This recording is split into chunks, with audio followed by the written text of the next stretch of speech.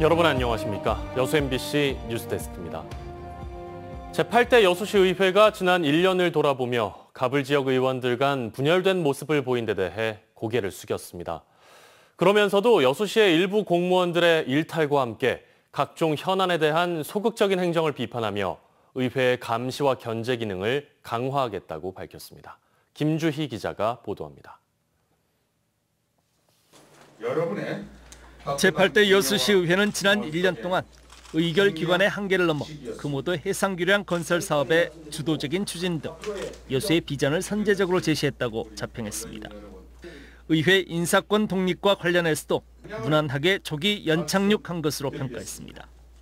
그러면서도 지역 정치의 중심인 시의회가 가불 지역구 의원들의 일부 반목하는 모습을 보인 데 대해 지역사회에 송구하다며 고개를 숙였습니다.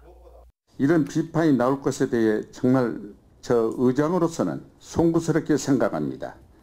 의원 모두가 정말로 저는 협치하고 화합하고 가불이라는 그 내용 속에 가불만 있지 저는 큰 틀에서는 가불을 생각해본 사실도 없고. 시의회는 그러면서 지난 1년 시 정부의 소극적인 행정에 대해 정조준에 직격했습니다. 민선 8기 1년 동안 시 주요 현안을 두고 적절한 시기에 결정하고 매듭짓지 못해 공전하면서 지역 전체의 분열과 갈등 양상을 초래하고 장기화하는 원인이 됐다고 지적했습니다. 또한 시 공무원의 공금 횡령, 각종 소송에서 줄 패소로 인한 시민 혈세 낭비 등 일부 공무원들의 일탈과 잘못된 행정에 대해서도 강하게 비판했습니다. 여수 웅천 생숙 문제를 두고는 시 정부에 대해 불편한 심기를 드러내면서도 지역 내 논란을 최소화하기 위해 정해진 절차에 따라 속도감 있게 진행할 것이라고 밝혔습니다. 심의된 결과를 의장님한테 보고를 합니다. 의장님한테 올리면은 의장님께서 다시 저희한테 상에 오면은 저희 집행부 의견을 받아서 저희는 상임위에 상정할 것인가 안 할 것인가 정리할 것이고요. 이 밖에 여수 세계 선박람회의 개최 시기와 장소의 적정성 등 수면 위로 떠오르고 있는 현안에 대해서는 시 정부가 의회와 함께 해법을 찾아보자고 제안하기도 했습니다. 제8대 여수시의회 개원 1주년. 그동안 입장 표명을 아껴오던 여수시의회가 시 정부를 정조준에 직격하고 더욱 철저한 감시와 견제 의지를 보이면서 향후 산적한 지역 현안의 방향타가 어떻게 설정될지 지역사회 이목도 집중되고 있습니다. MBC 뉴스 김주희입니다. 오늘 순천에서는 민선 4기 도교육감 1주년을 맞아 그동안의 교육 성과와 앞으로의 방향성을 발표하는 자리가 있었는데요. 김대중 교육감은 학생 인권과 교권이 함께 존중받는 교육 현장을 만들겠다는 포부를 밝혔지만 지역 시민들의 실제 목소리를 듣는 시간은 다소 짧았다는 지적이 제기되고 있습니다. 특히 최근 지적되고 있는 순천 지역 통학 문제 등 동북권 교육 현안에 대해서는 제대로 된 답변을 듣지 못해 아쉬움이 컸습니다. 강서영 기자입니다. 오늘 순천만 생태교육원에는 김대중 교육감 취임 1년을 맞아 그동안의 운영 과정과 앞으로의 교육 정책 방향성을 발표하는 자리가 마련됐습니다. 김 교육감은 지난 1년을 전남교육 대전환이란 주제 아래 학생 인권과 교권이 존중받는 공존교실을 구축하고 전남형 교육자치를 위한 기반을 마련하는 시기였다고 말했습니다. 앞으로는 학생들의 사고력 함양을 위한 독서 인문 교육을 강화하고 또 교육을 학생의 진로에 일치시키는 역량 중심 교육을 이어나가겠다고 밝혔습니다. 또 AI와 빅데이터 기술을 통해 개인별 학습 데이터를 수집하고 분석해 진로 진학과 취업까지 학생 맞춤형 교육을 실시하고 작은 학교의 경쟁력을 강화하겠다고도 덧붙였습니다. 전남만의 경쟁력을 활용해서 디지털 대전환의 시대 공교육의 근본적인 변화를 이끌어내고 학생 한 명 한 명에게 집중하는 교육을 실천하겠습니다. 김 교육감의 발언 이후 이어진 패널들의 토론 시간.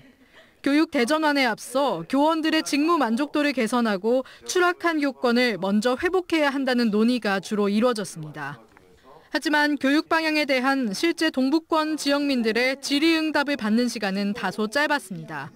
QR코드를 통해 미리 학부모들의 질문을 취합했지만 학교 교장과 시의원 등을 제외한 시민의 질문을 받은 건 2명 남짓이었습니다.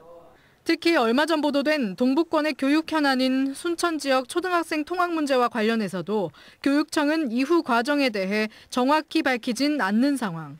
김 교육감은 현재 관련 사안을 논의하고 있다며 구체적인 답변을 피했습니다. 지금 저희 순천 지역 통학 문제를 어떻게 생각하시는지 한번 말씀해 주실 수 있나요? 좀 구체적으로 좀 순천 지역 통학 문제를 답변이 준비가 안 돼서.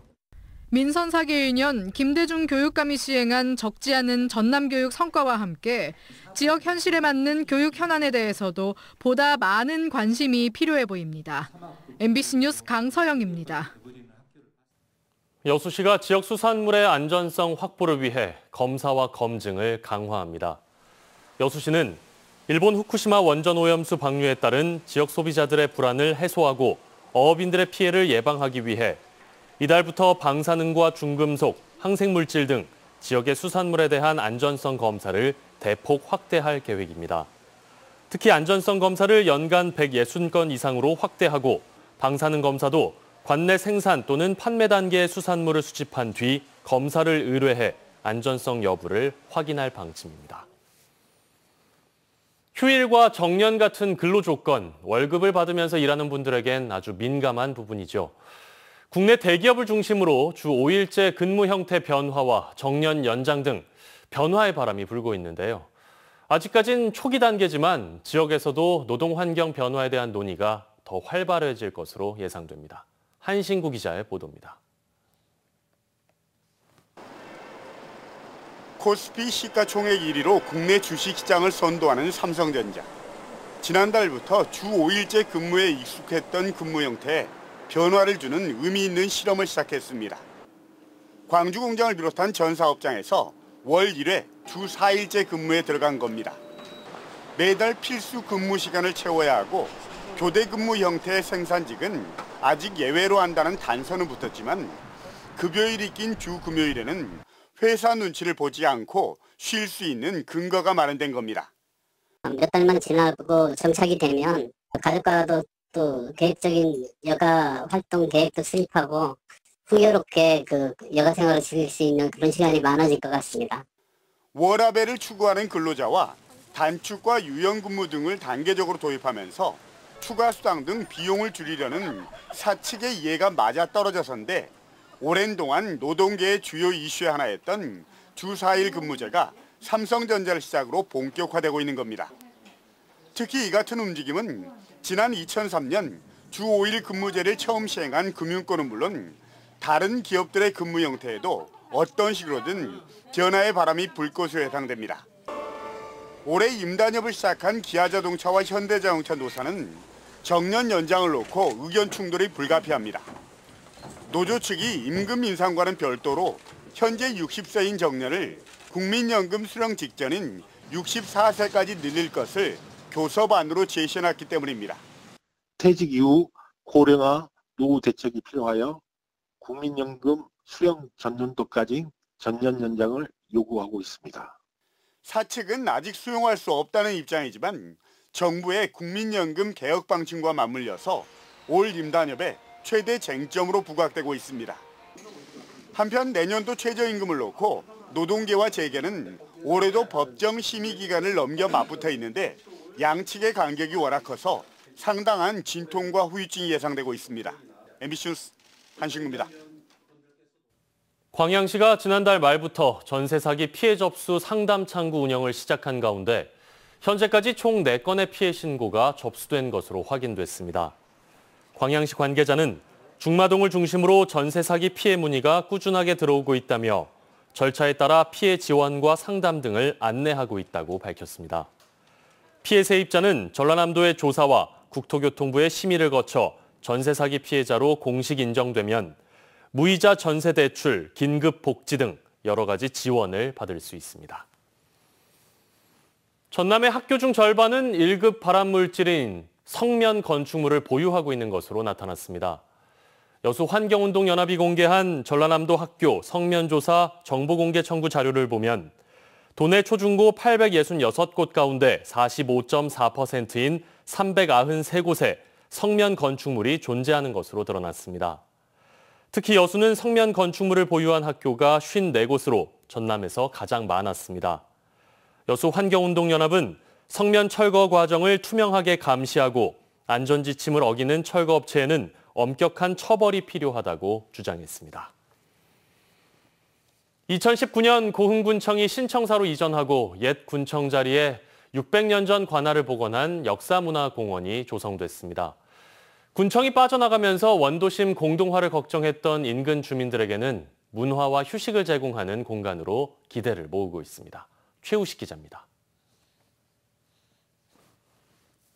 고흥읍 내 옛 고흥군청이 있던 7,000제곱미터 부지에 역사문화공원이 조성됐습니다. 군청 한켠에 밀려 잊혀져 가던 존심당을 말끔히 정비하고 그 옆으로 흥양정을 신축해 주민들을 위한 공간으로 만들었습니다. 지난 2019년 군청이 이전한 이후 4년 동안 46억 원의 사업비가 투입돼 과거 흥양형 관아가 복원됐습니다. 고흥 존심당은 나주에 있는 금성관과 함께 조선시대 지방 관아의 건축 양식을 엿볼 수 있는 귀중한 역사 자료입니다. 600년 전 객사와 존심당, 남희류가 있던 자리까지 흥양형 예터와 관아를 그대로 재현하기 위해 관아 학술 연구 용역까지 꼼꼼하게 마쳤습니다. 조선시대 관아의 물류였던 남희류가 현재 봉황산에 있습니다. 그래서 내년에 그 남희류를 이곳으로 이관을 하게 되면 존심당, 아문, 남희류가 제 모습을 찾아서 역사문화공원 조성이 제대로 완료가 됩니다. 군청사가 빠져나가면서 다양한 요구와 제안이 있었지만 고흥군은 도심 속 근린공원 개념으로 관아 복원을 선택한 겁니다. 역사문화공원이 들어서면서 낙후된 시골 마을의 이미지가 크게 개선되고 주변 상권이 더 활성화되기를 주민들은 기대하고 있습니다. 군청이 세청사로 이전한 뒤에 빈터만 남아 있어서 보기도 좀 아쉽고 그리고 또 몇 년간 공사로 인해서 답답함도 있었습니다. 평소 이 부분이 산책하고 막 그렇게 쉴 수 있는 공간이 좀 부족했었어요. 오늘 이곳 준공과 더불어 구도심 활성화도 큰 기대를 가져봅니다. 고흥군은 앞으로 경찰서가 군청 옆으로 이전하게 되면 관공서 재배치를 통해 주민들의 삶의 질 향상을 위한 방안을 다각적으로 모색한다는 계획입니다. MBC 뉴스 최우식입니다. 광양의 업체들이 3분기 기업 경기를 부정적으로 전망했습니다. 광양 상공회의소가 관내 기업 100여 곳을 대상으로 설문조사를 진행한 결과 3분기 기업 경기 전망 지수는 90으로 전분기보다 10.4포인트 상승했지만 여전히 기준치인 100을 밑돌아 3분기 경기가 2분기보다 악화할 것이라는 전망이 우세했습니다.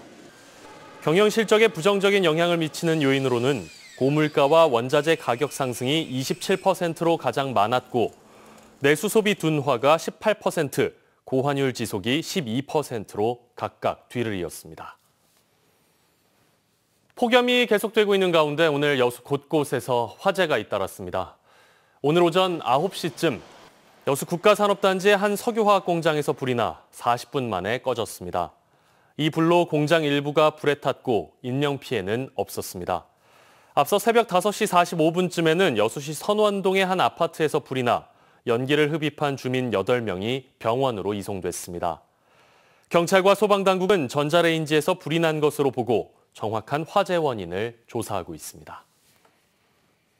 공중 화장실에서 불법 촬영이 자주 발생하면서 이용자들이 불안해하고 있습니다. 경찰과 지자체가 공중 화장실 칸막이 빈틈을 없애고 있고 불법 촬영 장비가 설치됐는지 여부를 점검하고 있습니다. 서일영 기자가 취재했습니다. 전남의 한 공중 화장실입니다. 화장실 칸막이와 바닥 사이에 공간이 있습니다. 청소를 위해 대부분 화장실이 이런 구조로 설치돼 있습니다.